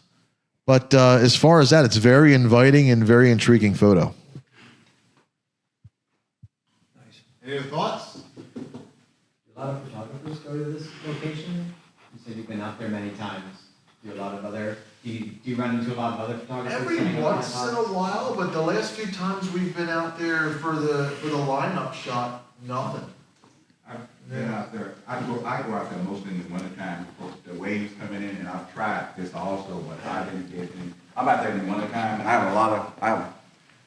I go out there basically in the wintertime. Whenever there's a storm or something like that, I always go there because I love to photograph the waves, and I've tried photographing this, but in the wintertime, it's just not. It's not appealing, unless you catch a good bright, like John said, a good bright sunny day with the sun coming through it. And I got some just like this, but look nowhere near as this right here, okay. It's also not the greatest pier to get this shot of. Nah. Because now, I don't know if this is the pier before they rebuilt the end or after, but it's not a very good viewing port at the far end. Like something like Santa Monica Pier or some of the other piers you see. The Stone Pier is also fun to photograph in Ocean City. That other one way over on the other side. With the beacon thing on the end. Yeah. You can get the waves splashing up Yeah. around it. Which pier is that? The Stone Pier right at the inlet. Yeah, at the end of the jetty. The jetty. Yeah. Mike was there once upon a time. I saw a picture from him from out there, right there at the jetty also. Oh, yeah. At the inlet. Ooh. I think my monitor's off, but so the color needs to be less saturated. But my main question here was This is an old picture that I took of the butterfly exhibit at the Smithsonian. So it's indoors, and it was a little bit easier to capture them because they were in a more restricted place. This was not posed. There's no way I could tell the butterfly what to do, so I thought it was pretty good. But I realized after looking at this over and over and over again, being inside, there were spotlights throughout the setup, and they would blow out the background. So I was able to do them in the larger areas in the back, but there's one little bright light between his legs that I can't get to soften. So is that an issue, other than I need to back down the saturation? I did not see that at first. Yeah. It's much less than it was, but then when I kept going and blowing it out, there were some spotlights like hidden behind the leaves and the trees, which I was able to do. But this is kind of gets mixed in with the same plane as the legs and the other stuff, so I couldn't isolate it. But then I thought, well, maybe it's just there. It's part of reality. If you're talking about AI, you can go to the removes tool in Photoshop, and it'll take up that little white spot and leave those legs in there. But that's AI, though.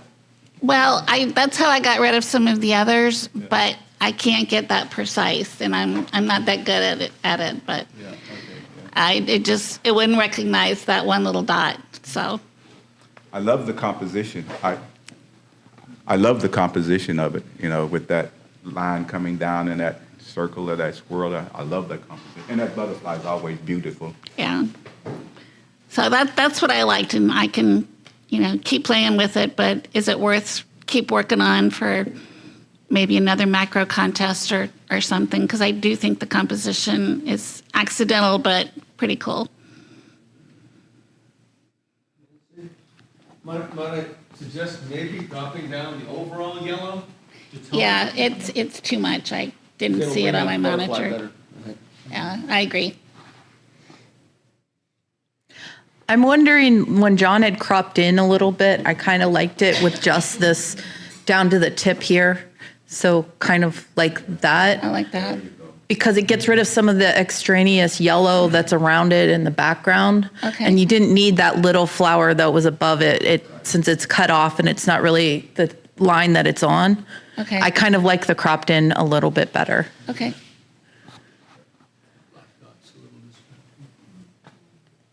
Any other thoughts on that?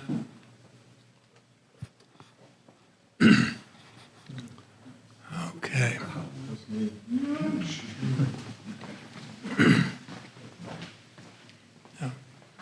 So I took this last week down in Florida at a place called Gatorland. I did go down and visit my son. And he had some free tickets to go in. And so we're going around taking pictures. And he said, "Hey, Dad, look at this bird. He's got this fish in his mouth that's so big. He doesn't know what to do with it." And he's walking around like it's kind of a predicament.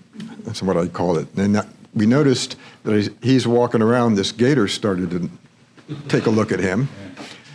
And as he walked around, the gator would follow him around, and we're like, what's going to happen? I'm taking pictures of all this as this goes on. And sure enough, about a second after I took this, he dropped it, and that gator was over there in a flash, and had that fish eaten. I was afraid he was going to go after the bird, but luckily they seem to have a synergistic relationship there. So I'm kind of, looking back over my pictures, this one shot kind of told the whole story of the predicament the bird was in. First, he'd caught a fish that he didn't know what to do with, and then there's this gator that's there to helping him solve that problem. One thing I considered, I almost submitted one where I cropped it as a square so that just the nose and the eyes of the gator were in the upper right-hand corner, and then I was going to add some soundtrack with the Jaws theme, dun, dun, dun, dun. So it's kind of a story picture, summarized the whole scene that we saw. Excellent photograph. I might recommend to tone down the bird, so to reduce the highlights, the shadow highlight, bring that down a little bit. It's a gorgeous picture. Yeah, they didn't retouch it at all. My eye keeps going up to those the waves or that ripple in the background.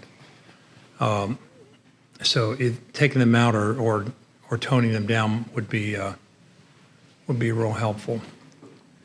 Yeah, this is an interesting one to play with. You could see if cropped in really close is going to do what you wanting to do, because that may be stronger in terms of the story element there. And really and forces the viewer to look at that. Otherwise, a viewer might look at it and just be looking at the bird and not catch on to the fish quite as quickly.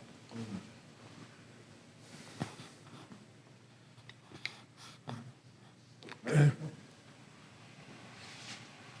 All right, and who, I'm sorry. Now this, we're getting into our second choices. Okay. And we're running a little late on time. So if we wanna go through number 2 for everybody, just try to be a little bit more on the quicker side. This is mine up on Skyline Drive last year. And, I was just captivated by the colors and happened to catch that sunburst off to the left. But I'm not quite sure what to do with it. I'm not sure it could end up being a picture.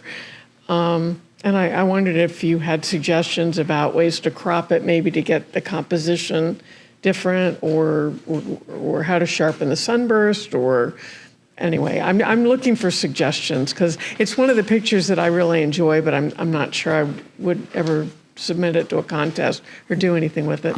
Would this work as a vertical if you went just to the right of the V tree there and ended the picture on the right-hand side there, because you've got the sun up there, you've got this interesting V element, and the rest of it's really nice. And that might be a bad idea, just curious. I think you could also.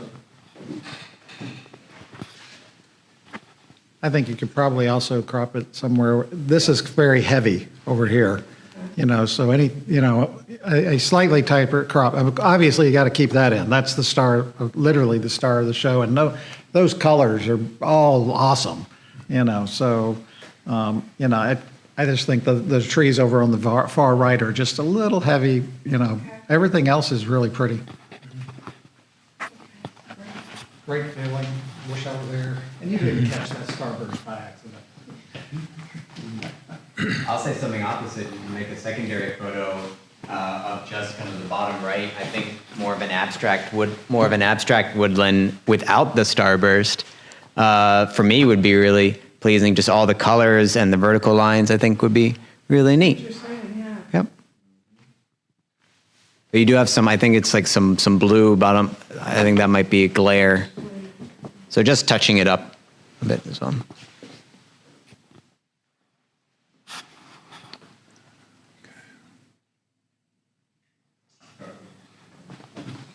This is mine at Blackwater, and I was just this is mine, a picture at Blackwater, riding around in my car, and I saw these birds out there, and they were so sweet.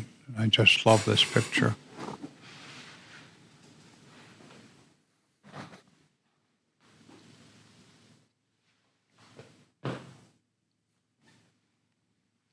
Any comments for Ed?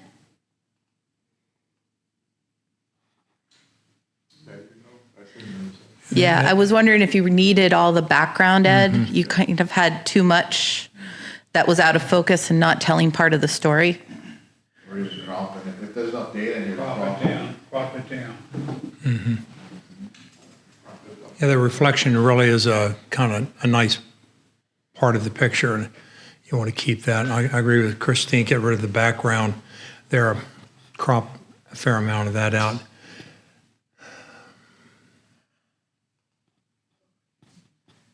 Different species.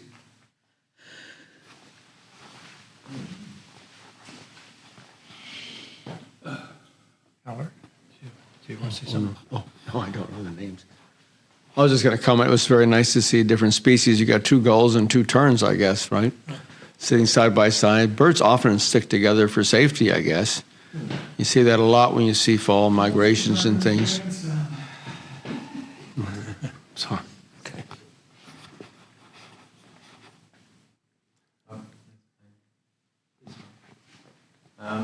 This was a fun photo to take. I don't know if the photo is that good, but it was fun. This is on the Potomac again. I like water in my landscape, and I used to live around DC, so getting the Potomac was easier, and there was a lot better access than, say, the Chesapeake, where everything is closed or private and you can't get out.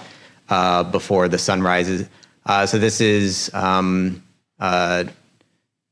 just before sunrise. It was very cloudy, and I'm about a quarter of the way into the Potomac. It's so low. The water is so low, and with some wet boots, I was able to get out there. And I've seen this rock before. It almost looked kind of like a monster. So I have a bit of a subject there that leads you possibly into, again, some neat fog. I know there's a decent amount of kind of a blank space the top part, but I have some other versions of this that are more tinted fully blue to get you more like a blue hour, early morning, I guess. But like some of the detail of the muddiness on the rock.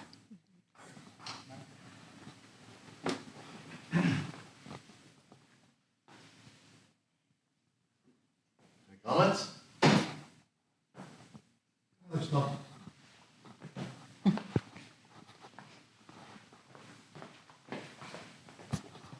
You did hear what I always have a challenge doing in my landscapes, and that's that you've got that foreground, mid, and that distance. You know, you definitely lead the viewer through the landscape. My landscapes are very two-dimensional, and I just haven't mastered what you've got here.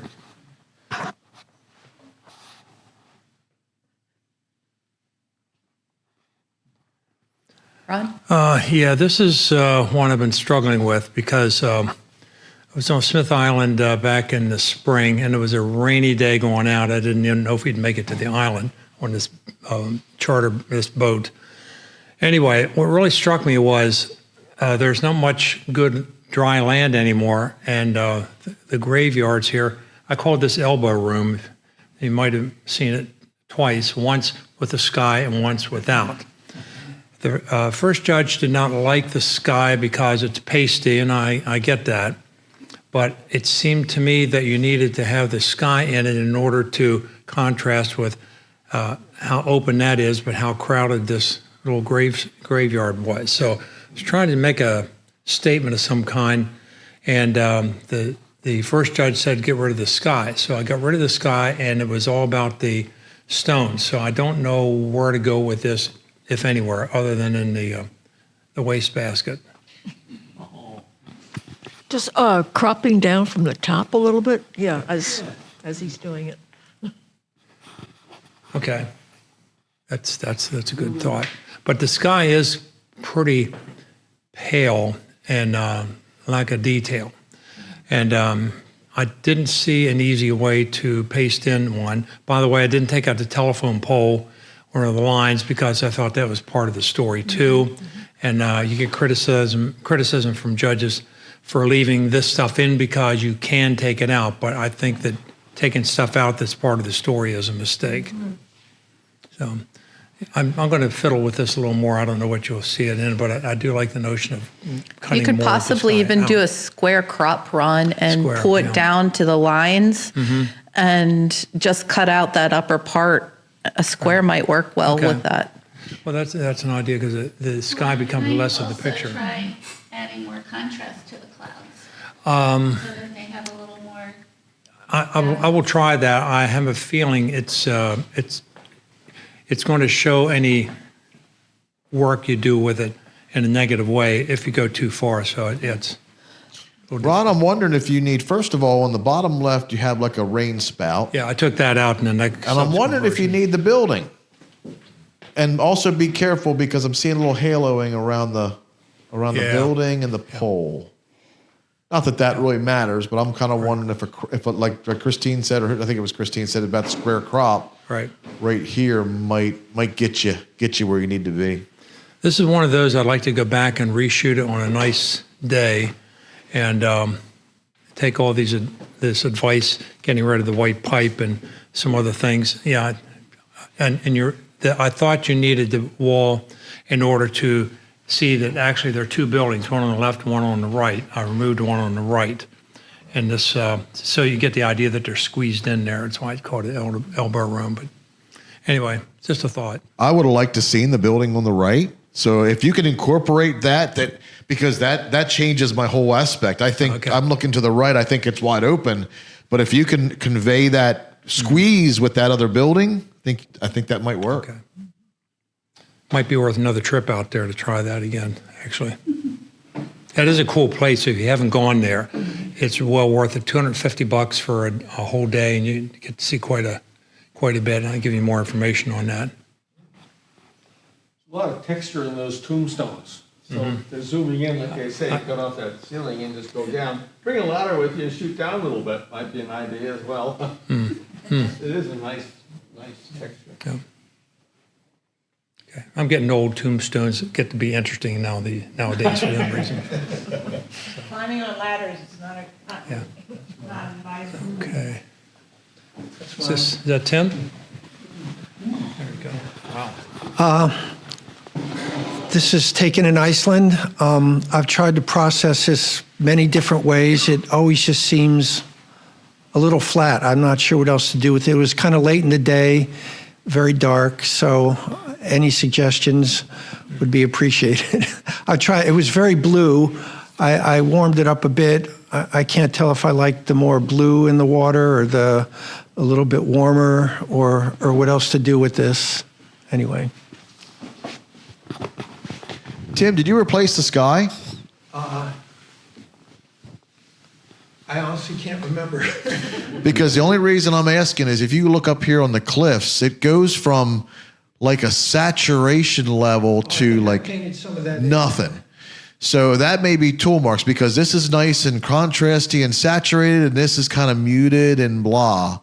So that's what kind of that's a sore thumb that's kind of drawing me out. Did you take multiple levels of long exposure? Because this kind of starts looking where if I go too long of an exposure for falls, it starts falling apart like this.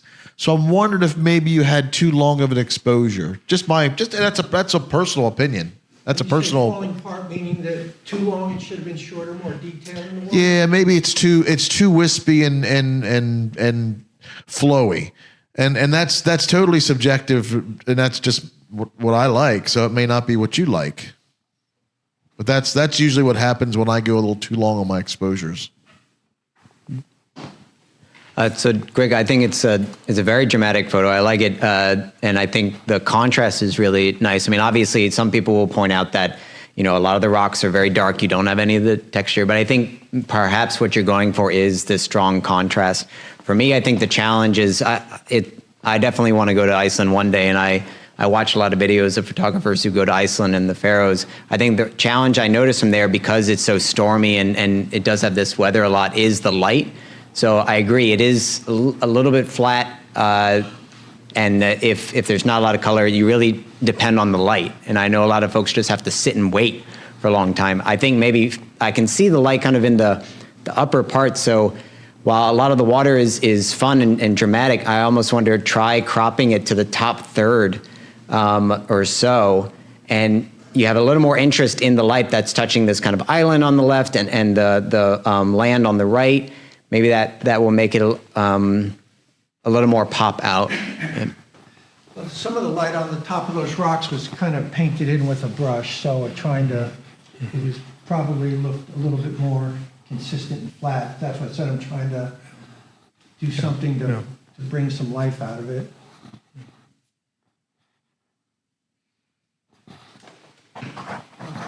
Going back to that a little bit, Iceland, I like the water, and have you tried black and white for that? Just focus on the swirls in the rocks.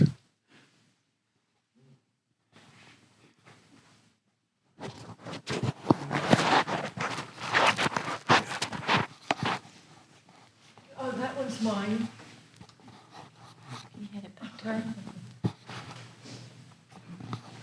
I took this one in Spain last year. I kind of consider it an environmental portrait. I've cropped it down a bit, and then I did format it into black and white. I don't know. It was thrown out twice too, so I don't know what I could have done to improve it.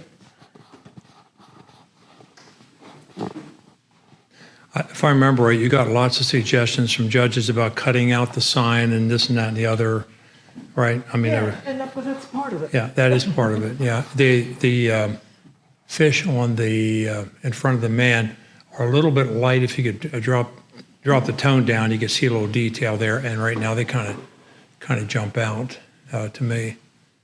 But I don't know. You have a thought? Something I hear a lot about portraits, obviously there's nothing you can do now, but what I hear, and I'm curious others who take portraits, is just the corner of the wall, I guess, that line that kind of goes into his head. Yeah. I hear this all the time. Oh, don't have lines or horizon going through someone's head, things like that. I notice people point that out. I don't know if it's a common thing, if others have heard of that. Yeah. Oh, we hear it all the time. Yeah. Sometimes twice. Okay. Anybody else have any thoughts on that? You could clone a fish and put it in his hand. Yeah. Yeah, Al's got a good thing now. If your impact is great, it doesn't matter because it's a catch shot, it's a grab shot, but he's kind of looking like, hey, lady, what are you doing? So like Al was saying, if he was throwing a fish or juggling or picking his nose or something, I just think it's a great, everything you've done here is great, but just the expression, I don't think you'll ever really go too far from that just because of him. Mm-hmm. I mean, everything else is perfect. Maybe the fish pile on the left is very bright, detracting from him, if I would take it and then drop it down in terms of intensity. Yeah. I don't know. I throw it out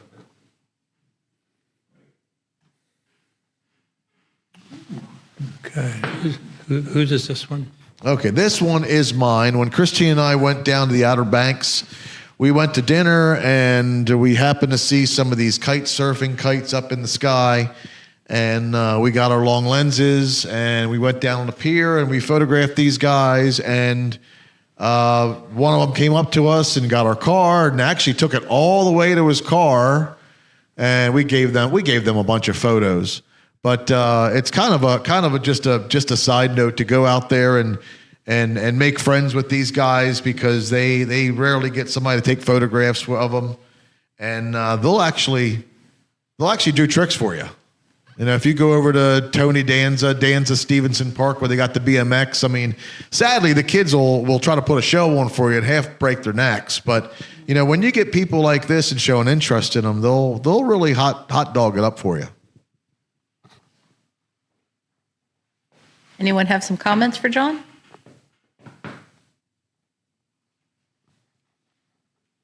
Were you shooting in Mike? the sun? Is that why you start? Yeah, the sunlight was setting behind them, and of course I turned it black and white and I darkened everything. I mean, his face was actually kind of shiny, so it was pulling a lot of light on his face. So I actually got in there and just blackened him out totally. And anything distracting, I blackened out. He had some words on his jacket that were light enough, but I went through in there, and as I kind of went more silhouette with a little bit of detail here and there. Yeah, so I think the tight crop is nice. I like the story. I always struggle with photographing these guys because I'm torn between getting the whole picture that includes the kite, right, and getting just the surfer. But I think having just him is really nice. Mm-hmm. And you got the action, you got the spray, and the way you've converted him into a silhouette. But you've got the nice highlights edging you've turned it into edge lights. I think that works really nicely. Anybody else? Okay.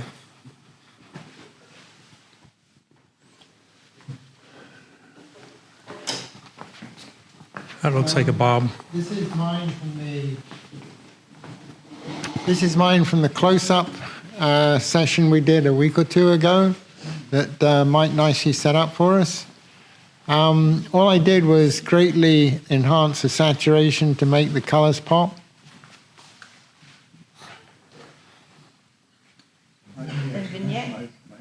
Well, there was something on the edge where the seam of the shade was, and I took that out so it's symmetric. Oh, that was in the cone of shame. Right, that's the cone, yeah. I like the black accent around it with the white corners. Mm-hmm. I'm not sure I like the white on the outside. I'd like to see you just paint all that black and crop it square in the middle. and put it in the center. There used to be this old Flickr group called Squircle. It was circle things that were cropped at a square. And this just screams that for me. Yeah, that would work. Bob, the pieces of glass there, some of them are light, and I think that's part of the nature of sea glass. Yeah, and I'm wondering if I just noticed that, the little stars. I haven't seen that before. I'm sorry? The little stars? Yes. Little white splashes? I haven't seen that before. Yeah. That's from your flash, yeah. It was the macro with the little LEDs on it. Yeah. I don't know if you could saturate up some of the glass just a smidge. You probably already did. That's heavily saturated. Okay. All right. I'll take it back then.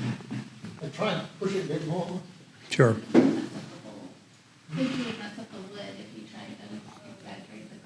Yeah. Just take the red, just move up the red slider in Photoshop.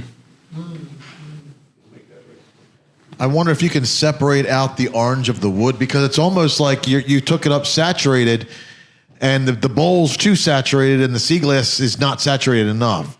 So you're saturating that up and the bowl's taking all of the credit, when really if you could switch them, like I wonder if you could take some of the brown of the bowl and bring that down so that the sea glass takes center stage.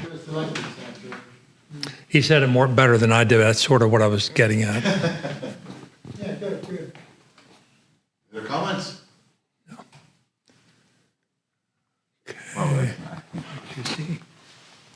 I was taken at the racetrack, at the horse racetrack up in Laurel. I'm still trying to get enough, I'd say, nerve to do street photography. And it was hat day there, so I just photographed some of the ladies when they wasn't looking at me, photographing their hats. And I took several pictures. So I just want to know, it's just something I was having fun with. I love to do. I took out the background, which was all blurred with all the buildings, the buildings in the back and everything. Just made it a portrait with the fence on it. So just something I was playing around with, with the pretty hats. I have some more with them blue hats and everything else, but I put this one in just for fun, to see what you like, see what you think about it. It's not a competition photo at all, okay? So don't even think that way. I know there is a story. JC, a lot of people that when they dress up like this, you would make their day to say, hey, can I get a photo of you? I know. So, and I know it's difficult. It's really difficult going up to people. They're going to look at me. I'm wondering if you could crop her right here, because the first thing I saw when that photo popped up, it almost looked like she was scratching her back, because the way the hair was, it kind of looked like fingers there. So I'm wondering if you could just crop out right between, From the chest up. right here, crop up that way she's looking into the frame, and you don't have this weird globule of skin right there. Yeah. But it's gorgeous. I love the symmetry of all the colors. The focus is amazing. You got on her face, even though you shot through the net. Do you want to say something? It was fun. It's fun. It's fun to go to the races, and especially on hat day when all of those beautiful hats are out there. Just because I have enough nerves to just say, hey, can I take your picture and get some of those pictures instead of trying to sneak and do it. Let us know next time. We'll do a field trip. Your hat. Were you wearing your fancy hat? I always wear a hat when I go to the No, your races. fancy hat. Oh, that's fancy when I got it. Yeah, I wear it sometimes. Pick a kid or a dog with you. Pick a kid or a dog with you, and that'll get your attention. Who's this one? Mike Thomas. Oh, yeah. She's got you.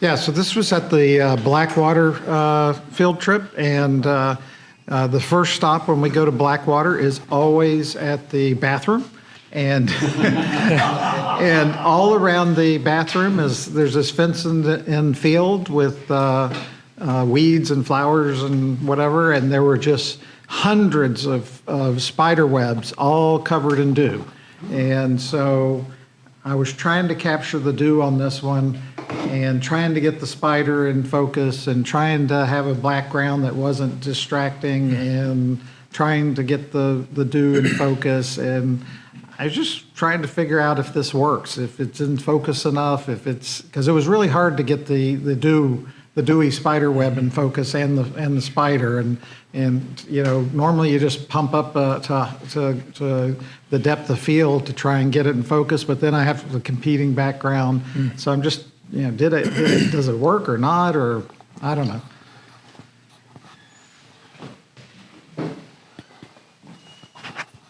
It might be an interesting photograph without the spider. Just make it an abstract of some sort.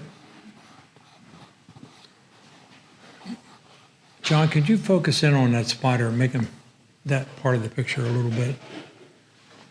Okay. Yeah, the spider's not doing anything, unfortunately. No, it's kind of hard to see his But parts. everything, oh my God, look at the detail. It's like pearls. I'm wondering if you can go into the browns and kind of green them up a little bit.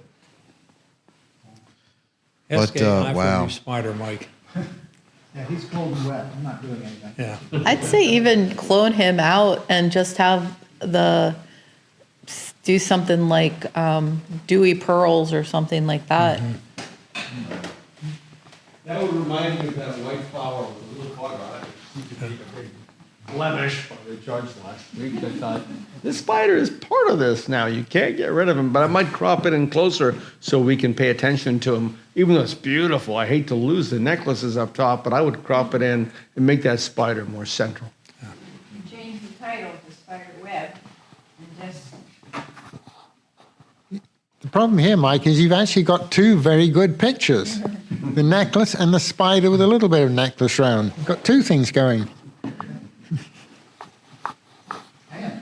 Go on the field trips. John, how many pictures do we have left? Two more in the second. Okay. Okay, why don't we just finish up the seconds? Is everybody okay with that? Okay. Oh, that was mine. That was that's an act. That particular photo, we were waiting for his girlfriend because I was going to shoot her, and I was setting up the lights, but on that screen it looks a little bright. But anyway, I did one light, and we had two different configurations. We had the short light, and we had Rembrandt light, and all in one light. How's that? But anyway, it was a test shot.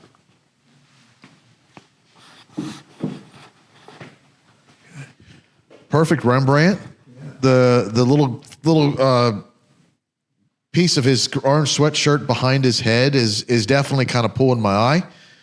And for one light, I mean, it's absolutely perfect. The next step I would do is put a little bit of separation light from his head and the dark part of his head just melting into the background. But the Rembrandt is perfect. And I start with one, okay? And I get the one, then I add another one, keep adding. And then at the end, when the new model comes in, I start with four, one will be back. But yeah, you're right. It sets some separation. But it was just a test shot. Wait, not used to girlfriend. Will we see her, Fred? No. Your comments? Okay. Perfect Rembrandt triangle under the eye. Yeah.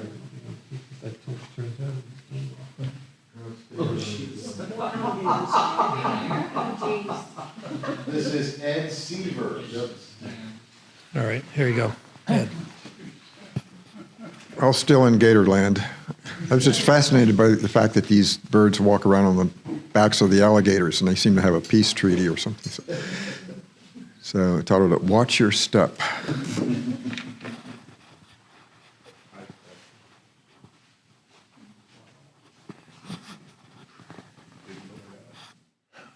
Anybody have any thoughts on that one? Mike?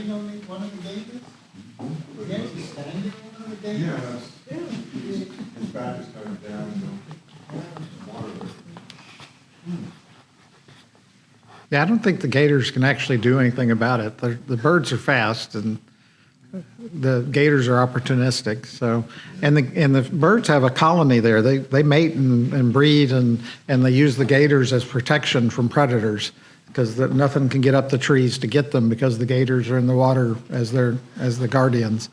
And they offer photo workshops there. You can go photograph the birds during breeding season. I like this. It tells a story, just like your other image. It tells a story.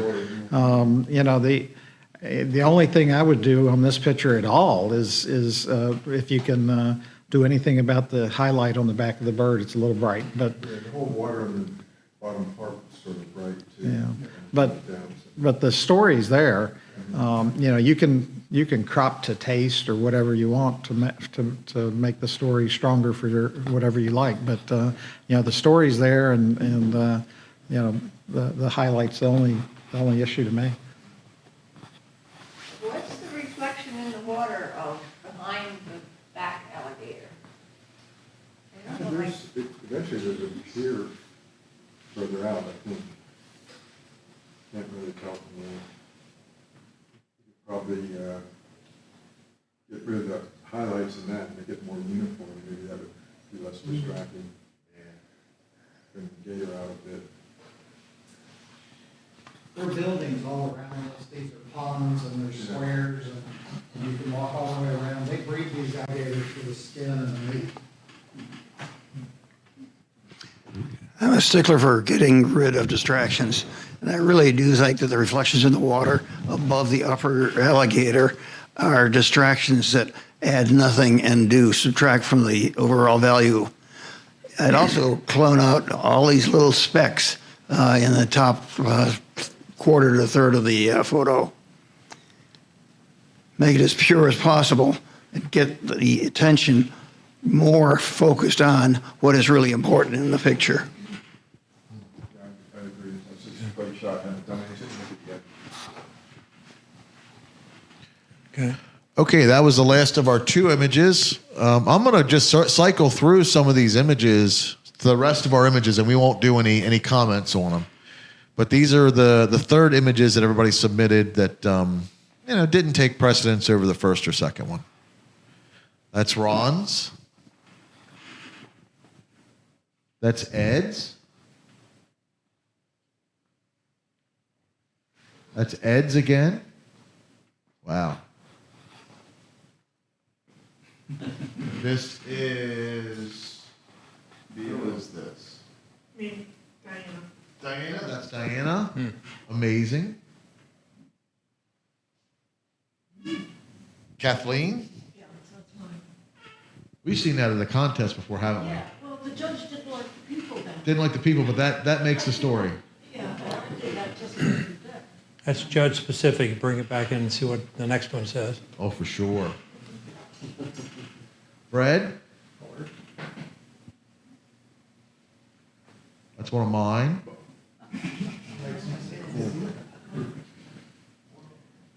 There's Mike. Oh, that's nice. I like the color contrast on that. JC? I thought that center horse was smiling. No, that's his thing. Okay. Well, he smiled for your photo, JC. This is Bob Weber. That is a slide from 50 years ago. Ah. Back in England. Disqualified. Here's Tim. Tim's photo. Wow. Is that nice one? Yeah. Huh. My advice is to go reshoot it. Take us with you. Yeah. Oregon coast. Called for as well. Wow. Amazing. Who is this? That's mine. That's mine. Kyle, yes, Kyle. New initials, freaks me out. Very nice. And I think that's it for everybody.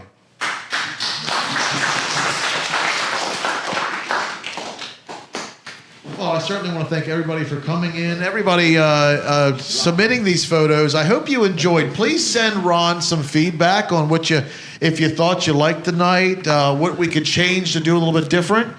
It's something that I think went over very well. And if you felt like you couldn't share tonight, it takes all of us to share something, even if it's I like it or I don't like it. So that's really good. Not only do you get some great feedback and critiques on your images, but you get to learn a little bit of that vocabulary for talking about and seeing images yourself. So be sure to send Ron a little bit of feedback on that. Remember, next week is our print contest on theme of macro and close-up. And on Thursday, October 30th, we're going to have a good old campfire here at the church. And we'll get Christine to send out an email. Maybe everybody can bring in a little bit of food, kind of like a little potluck of snacks, and we'll go from there. So thanks for joining us, and we'll see everybody next week. Good night.